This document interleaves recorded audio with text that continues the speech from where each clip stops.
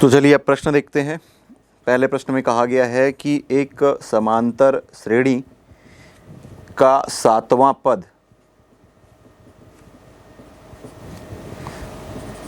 34 और 13वां पद 64 है।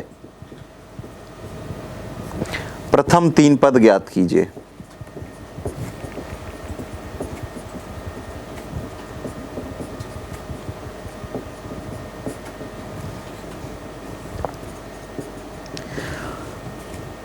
तो इसके लिए हम पहले लिखेंगे कि माना समांतर श्रेणी का प्रथम पद ए सार्वंतर डी है, तब प्रश्नानुसार प्रश्न में कहा गया है कि सातवां पद 34 है। सातवां पद T7 इक्वल टू ये हम जानते हैं कि समांतर श्रेणी का nवां पद a Tn equal to a plus N minus one into D होता है। तो T7 इक्वल टू मिल जाएगा ए प्लस 6D और ये है 34 के इक्वल।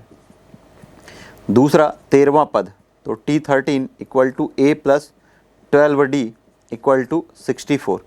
ये समीकरण 2। समीकरण 2 में यदि एक को घटा दें तो ये ए और ये कैंसिल हो जाएगा। 12D माइनस 6D मिलेगा 6D इक्वल टू 64 माइनस 34 मिल जाएगा 30। सॉल्व करेंगे तो मिल जाएगा D इक्वल टू 30/6। तो यहाँ से मिल रहा है D इक्वल टू 5। तो समांतर श्रेणी ज्ञात करने के लिए आपको चाहिए प्रथम पद और सार्वंतर। तो D सार्वंतर का मान हमें मिल चुका है। समीकरण 1 या समीकरण 2 में हम मान रख देते हैं। समीकरण 1 से a धन 6 और 5 का गुणा करेंगे तो मिलेगा 30 इक्वल टू है ये 34। हल करने पर मिल जाएगा a इक्वल टू 4 या a बराबर 4। समांतर श्रेणी का सार्वंतर और प्रथम पद मिल चुका है। प्रथम तीन पद हमें ज्ञात करने हैं। तो यहाँ से हम लिख सकते हैं T1 या प्रथम पद ये इक्वल टू है 4, T2 equal to a plus d, तो 5 और 4 को जोड़ेंगे मिल जाएगा 9, और T3 equal to a plus 2D, ये मिल जाएगा 14। तो इस प्रकार हम लिख सकते हैं कि अभीष्ट समांतर श्रेणी 4, 9, 14 है। दूसरा प्रश्न दिया गया है एक समांतर श्रेणी का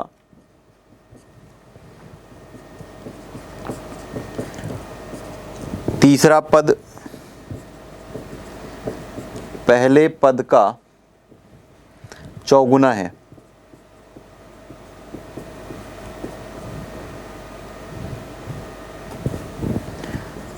छठवां पद 17 है। श्रेणी ज्ञात कीजिए।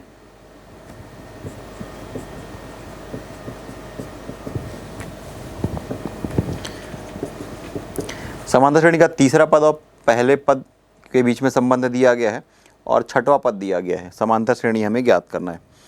तो हल करने के लिए हमें मानना होगा कि माना समांतर श्रेणी का प्रथम पद A सार्वंतर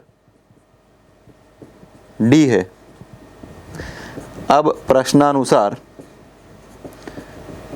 प्रश्न में कहा गया है कि तीसरा पद पहले पद का चौगुना है। तो तीसरा पद ये, पहला पद को T1 लिख सकते हैं, पहले पद का चौगुना है, अर्थात T3 equal to 4 times T1, या फिर T3 equal to 4 times A। प्रथम पद हमने A माना हुआ है, तो ये T3 तीसरा पद जो है ये पहले पद का चौगुना है। और दिया गया छठवां पद तो T6 इक्वल टू 17।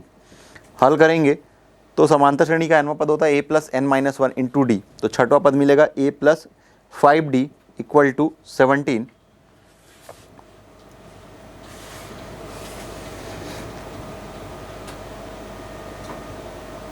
ये समीकरण 2। समीकरण 1 को और आगे हल करें तो यहाँ से हमें मिल जाएगा कि a plus 2D equal to 4a। इसे हम समीकरण 1 का नाम देते हैं, इसे हटा देते हैं। तो a plus 2d equal to 4a और a plus 5d equal to 17। तो यहाँ से हम a का मान निकाल सकते हैं 17 माइनस 5d। ये मान निकाल करके हम मान को रख देंगे समीकरण 1 में। समीकरण 1 में a का मान रख देंगे तो पूरा पद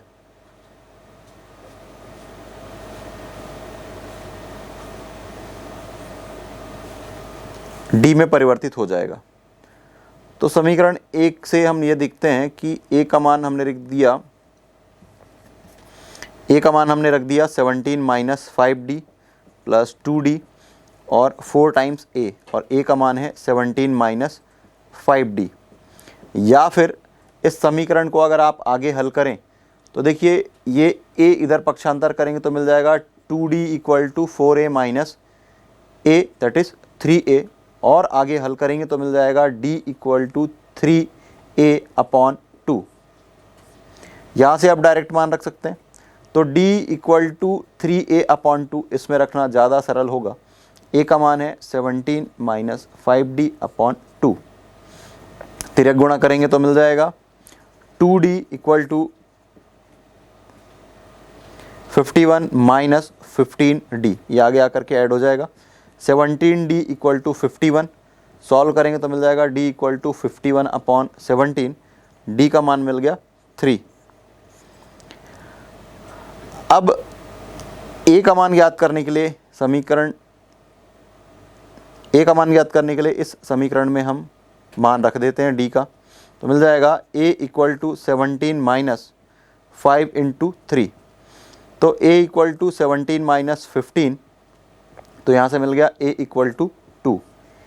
a का मान मिल चुका है आपको 2, d का मान मिल चुका है 3।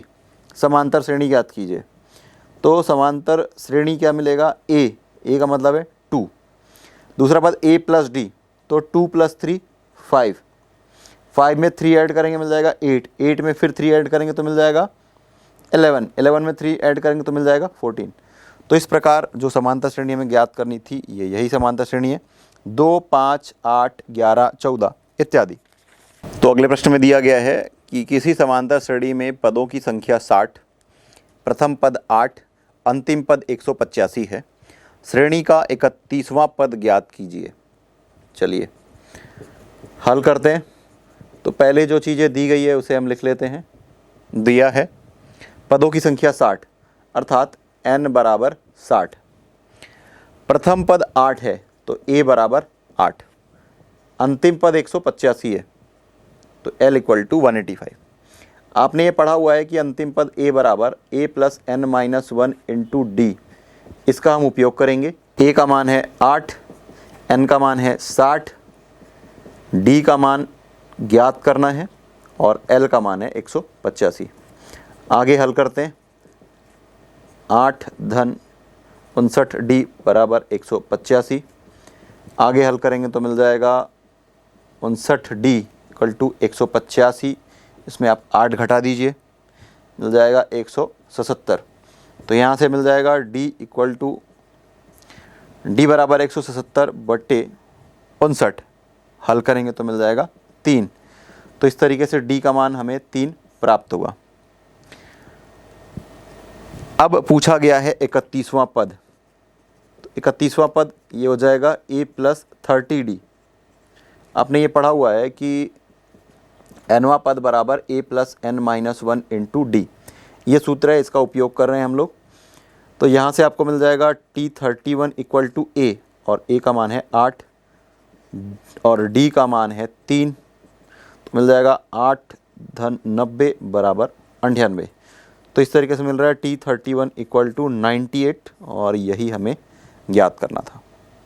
तो चौथे प्रश्न में कहा गया है कि यदि किसी समांतर श्रेणी का चौथा पद अपने पहले पद का 3 गुना हो तथा सातवां पद तीसरे पद से एक अधिक हो तो श्रेणी का प्रथम पद व सार्वंतर ज्ञात कीजिए। तो इसे हल करने के लिए हमें यह मानना होगा कि समांतर श्रेणी का प्रथम पद ए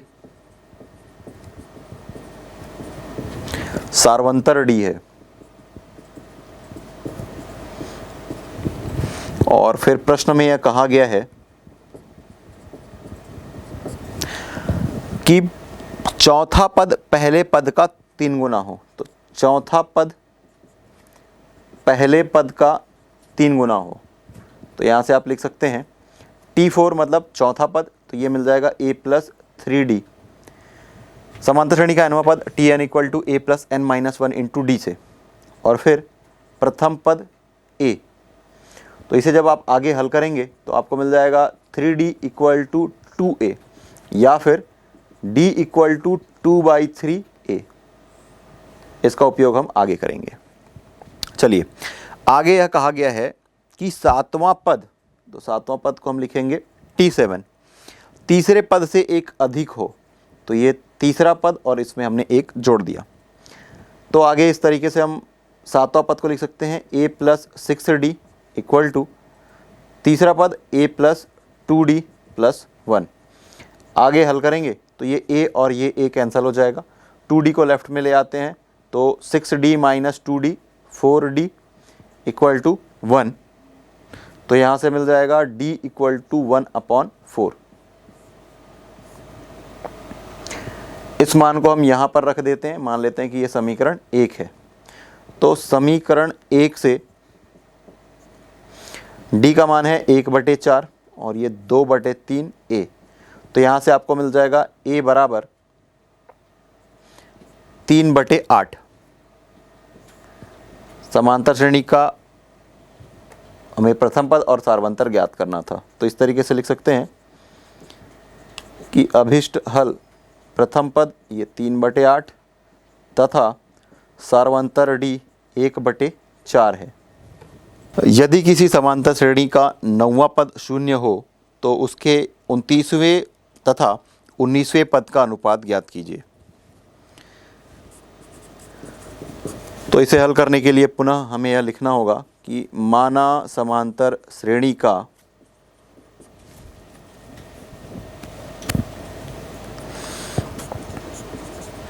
प्रथम पद a सार्वंतर d है। तो प्रश्न में यह कहा गया कि 9वां पद जो है ये शून्य है। इसका मतलब ये कि a plus 8d equal to 0, या फिर a equal to minus 8d, ये समीकरण 1। अब पूछा गया है 29वें व 19वें पद का अनुपात। तो 29वां पद ये हमें मिल जाएगा a प्लस 28d, समीकरण 1। तो 19वां पद मिलेगा a प्लस 18d, ये समीकरण 2। पूछा गया है 29वां पद और 19वें पद का अनुपात। तो a plus 28d upon a plus 18d, a का मान है माइनस 8d और फिर ये प्लस 28d और फिर minus 8d plus 18d। Solve करेंगे तो मिल जाएगा 20d upon 10d equal to 2:1, और यही हमें अनुपात ज्ञात करना था। तो इस तरीके से हम लिख सकते हैं कि अभिष्ट अनुपात हमें जो पूछा गया था T29 अनुपात T19 इक्वल टू 2:1 है। अगला छठवां प्रश्न है जहाँ पर कहा गया है कि सिद्ध कीजिए कि किसी समांतर श्रेणी के आरंभ और अंत से समान दूरी वाले पदों का योगफल अचर होता है। अर्थात यदि हम प्रारंभ से कोई पद लें, मान लेते हैं कि वह पीवां पद है, और अंत से पीवां पद लें, इन दोनों का योगफल हमें अचर राशि है, यह सिद्ध करना है। तो चलिए हल करते हैं। तो पुनः हमें मानना होगा कि माना समांतर श्रेणी का प्रथम पद a सार्वंतर d तथा कुल पदों की संख्या n है। तो आगे हम यह लिख सकते हैं कि प्रारंभ से पीवां पद एनवा पद के स्थान पर, एन के स्थान पर हमें पी लिखना है, तो ये हमें मिलेगा A plus P minus 1 into D, समीकरण 1। और फिर हम निकालते हैं अंत से पीवा पद। अंत से पीवा पद को हम लिख सकते हैं कि प्रारंभ से n माइनस पी प्लस 1वां पद, और आगे जब इसे सरल करेंगे तो मिलेगा a प्लस n के स्थान पर यह पूरा n minus P plus 1 minus 1वां पद -1 इंटू डी। सॉल्व करेंगे तो ये +1 और ये -1 कैंसिल हो जाएगा, हमें मिलेगा a plus n minus P into D, ये समीकरण 2। समीकरण 1 व 2 को जोड़ देंगे तो इस तरीके से हम इसे लिख सकते हैं, ऊपरयुक्त पदों का योग बराबर a plus P minus 1 into D plus ये a plus n minus P into D. a और a को ऐड करेंगे, मिल जाएगा 2a, दोनों पदों में d कॉमन है, d कॉमन ले सकते हैं, p माइनस 1 ये वाला पद और फिर ये plus n minus p, plus p और माइनस p कैंसिल हो जाएगा।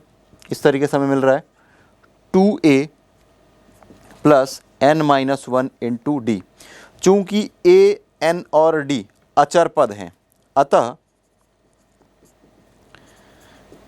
जो व्यंजक हमें मिल रहा है 2a plus n minus 1 into D अचर राशि है।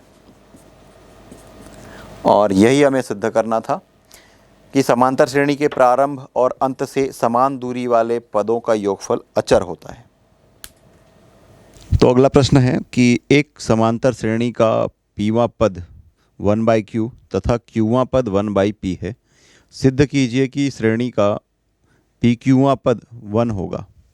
तो आपको ये पता है कि किसी भी समांतर श्रेणी के पद को ज्ञात करने के लिए या समांतर श्रेणी लिखने के लिए हमें प्रथम पद और सार्वंतर का मान ज्ञात होना चाहिए। तो इस प्रश्न में भी हमें पी क्यूवा पद निकालना है, तो इसके लिए भी हम पहले प्रथम पद और सार्वंतर को ज्ञात करेंगे। लिखेंगे कि माना समांतर श्रेणी का प्रथम पद a व सार्वंतर d है। अब इसके बाद प्रश्न में जो दिया गया है उसका हम उपयोग करेंगे।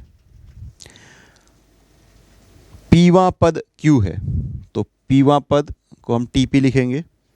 ये a प्लस n माइनस 1 और n के स्थान पर है यहाँ पर p, क्योंकि हम पीवा पद निकाल रहे हैं। तो p minus 1 into d equal to 1/q, ये समीकरण 1। और फिर कहा गया कि क्यूवा पद, तो ये TQ, a plus q minus 1 into D, ये 1/p है, ये समीकरण 2। इन दो समीकरणों का उपयोग करके हमें सार्वंतर d और प्रथम पद a का मान ज्ञात करना है। तो उसके लिए हम करते हैं कि समीकरण 1 में समीकरण 2 को घटा देते हैं, इसमें इसको घटा देते हैं, तो ये a और a कैंसिल हो जाएगा और इन दोनों में d जो है वो कॉमन है। तो आगे हम लिख सकते हैं p माइनस 1 और ये माइनस q और ये plus 1 equal to 1/q minus 1/p। इसको जब सॉल्व करेंगे तो आपको LCM या लघुत्तम समापवर्त मिलेगा PQ और यहाँ पर p माइनस q। ये -1 और +1 कैंसिल हो जाएगा, तो आपको यहाँ से मिल रहा है d into p minus q equal to p minus q upon PQ। तो ये p माइनस क्यू और यहाँ पर p माइनस क्यू दोनों कैंसिल हो जाएगा। अल्टीमेटली यहाँ से आपको मिल रहा है d इक्वल टू 1/PQ, और ये एक इम्पॉर्टेंट रिजल्ट है। अब आगे a का मान ज्ञात करना है, तो a का मान ज्ञात करने के लिए समीकरण 1 में हम d का मान रख देते हैं। तो यहाँ से हमें मिल जाएगा a plus p minus 1 into d, तो ये 1/PQ इक्वल टू 1/Q। तो यहाँ से आपको मिल जाएगा a equal to 1/Q minus p minus 1/PQ। इस पद को हम पक्षांतर कर रहे हैं। अब यहाँ पर जो LCM है या लघुत्तम समापवर्त है ये PQ आएगा और इस पी क्यू को क्यू से भाग देंगे तो आएगा पी, और पी को 1 से मल्टीप्लाई करेंगे तो आएगा पी, फिर ये माइनस पी, और ये माइनस और माइनस प्लस, और फिर ये 1, पी और पी कैंसिल हो जाएगा, 1 बाई पी क्यू आएगा। तो यहाँ से आप लिख सकते हैं A equal to 1 by P Q. अब हमें ज्ञात करना है पी क्यूवा पद। तो आपको ये पता है कि एनवा पद जो होता है ये A plus N minus 1 into D होता है। तो इसका उपयोग करके हम पी क्यूवा पद निकालेंगे। तो एन के स्थान पर हम रखेंगे पी क्यू। ए का मान हमें प्राप्त हुआ है 1 बाई पी क्यू, और फिर एन के स्थान पर हम लिख रहे हैं पी क्यू, और फिर ये -1, और डी का मान 1 बाई पी क्यू, तो ये 1 बाई पी क्यू। सॉल्व करेंगे, दोनों का एलसीएम है पी क्यू, ये 1 प्लस पी क्यू माइनस 1, +1 और -1 कैंसिल हो जाएगा, फिर आएगा P Q upon P Q, और अल्टीमेटली यहाँ से आपको मिल रहा है पी क्यूवा पद बराबर 1, और यही हमें सिद्ध करना था।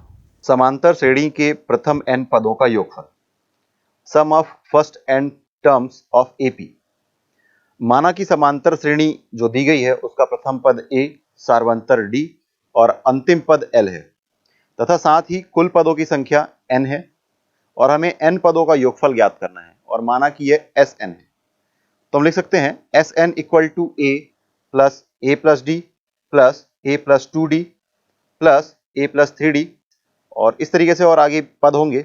और अंत के यदि 3 पद हम लिखें तो हम लिखेंगे l minus 2d plus l minus d plus l। चूंकि हम जानते हैं कि अंतिम पद l होता है, और समांतर श्रेणी के दो क्रमागत पदों का जो अंतर होता है वही सार्वंतर या d होता है। तो इस तरीके से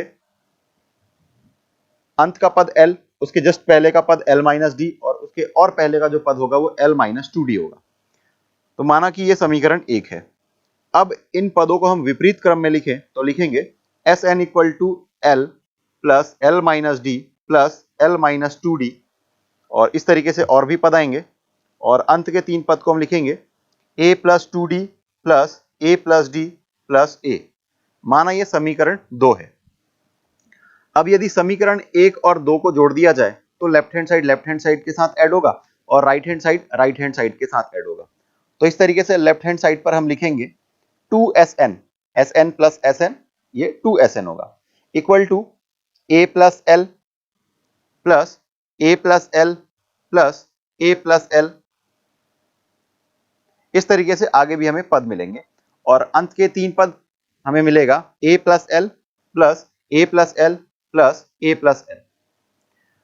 तो यदि ध्यान से देखें तो a जो है इसको n बार जोड़ा गया है, और l को भी n बार जोड़ा गया है।